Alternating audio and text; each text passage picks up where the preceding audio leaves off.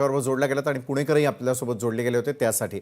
त्या पाठोपाठ आपण आता थोडं उत्तर महाराष्ट्राकडे वळणार आहोत. उत्तर महाराष्ट्रामध्ये नाशिकमध्ये देखील महानगरपालिका निवडणुकीसाठी उमेदवारी अर्ज भरण्याच्या अगदी शेवटच्या दिवशी राजकीय नाट्य पाहायला मिळालं. तिकीट मिळवण्यासाठी इच्छुकांनी गर्दी केलेली असतानाच भाजपच्या एबी फॉर्म घेऊन जाणाऱ्या वाहनांचा काही उमेदवारांनी पाठलाग केला.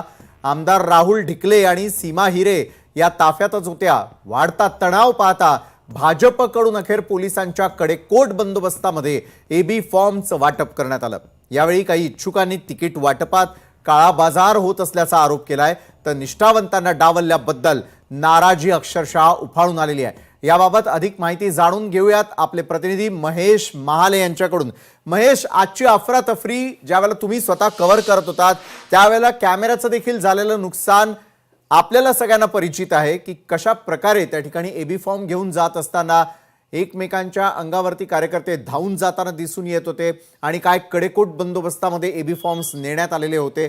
आणि महेश, हे सगळं सुरू असताना नाशिककर देखील उघड्या डोळ्यांनी या उमेदवारांच्या या सगळ्या हरकती, प्रत्येक राजकीय पक्षाच्या ज्या चालू असलेला त्या ठिकाणचा गोंधळ आहे हे पाहत होते.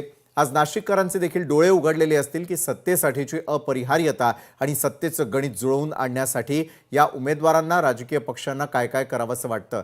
अशा राजकीय पक्षांना, त्यांच्या उमेदवारांना डोक्यावर घेणार नाशिककर की उतरवून फेकणार? महेश महाले. अगदी खरं आहे विशाल सर. आपण जर बघितलं असेल तर आज सकाळपासून नाशिकमध्ये हाय व्होल्टेज जो ड्रामा आहे तो आपल्याला बघायला मिळाला. अगदी उमेदवारी अर्ज भरण्याच्या शेवटच्या दिवशी जर बघितलं असेल तर एबी फॉर्म वाटण्यासाठी खरं तर भाजपने हद्द पार केलेली आहे. अक्षरशः जे इच्छुक उमेदवार होते त्यांना बोलून वेगवेगळ्या ठिकाणी अर्ज दिले, मात्र त्या ठिकाणी निष्ठावंत कार्यकर्ते आले आणि त्यांनी खरं तर हे सगळं करण्यापासून रोखलेलं आहे. आणि यामुळे खरं तर नाशिकमध्ये भाजपची प्रतिमा जी आहे ती अक्षरशः मलिन झाल्याचं आपल्याला बघायला मिळालं आणि याचा फायदा कदाचित दुसऱ्या पक्षांना देखील होऊ शकतो. मात्र आता या सगळ्या परिस्थितीबाबत नाशिकमध्ये जे पक्षप्रवेश झाले, तिकिटांचा काळा बाजार झाला, एबी फॉर्म वाटण्यात तेवढं हस्तक्षेप केला, या मध्ये खर तर सर्वसामान्य नाशिककरांना याबाबत काय वाटतं हे आपण जाणून घेणार आहोत. भाऊ, काय सांगणार? खर तर आज तुम्ही बघितलं नाशिकमध्ये कशा पद्धतीने हे सगळे एबी फॉर्म वाटले आणि काही पक्षप्रवेशाला याच निष्ठावंतांनी विरोध केलेला होता. आज त्यांचीच तिकीट कापले आणि ती दुसऱ्याला देण्यात आलेली.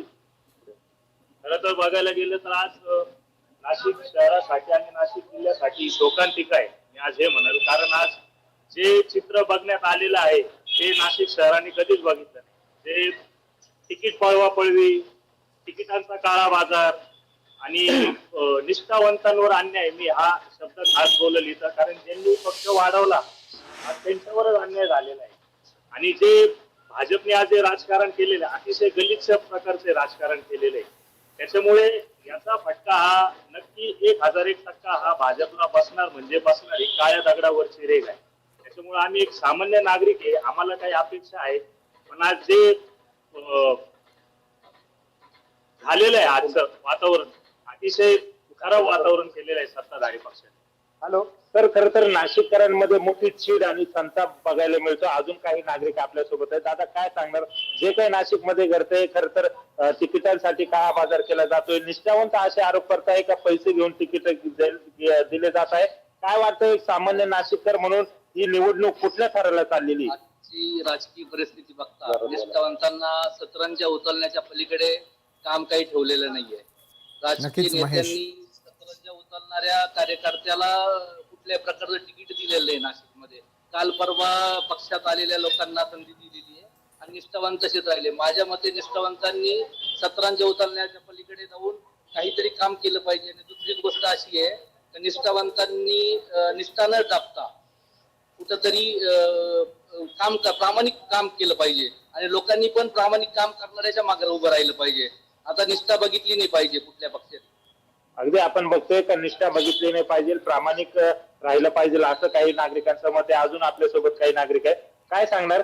खर तर नाशिक मधलं जे राजकारण नक्कीच महेश, गेल्या काही दिवसांपासून कशा पद्धतीने हे सगळं चालू याच्या बाबत आपल्याला काय मत वाटतं? सत्तेमध्ये भारतीय जनता पार्टी असताना त्या निष्ठावंतांच्या बाबतीत जे घडलं ते खरोखर शोकांतिका आहे.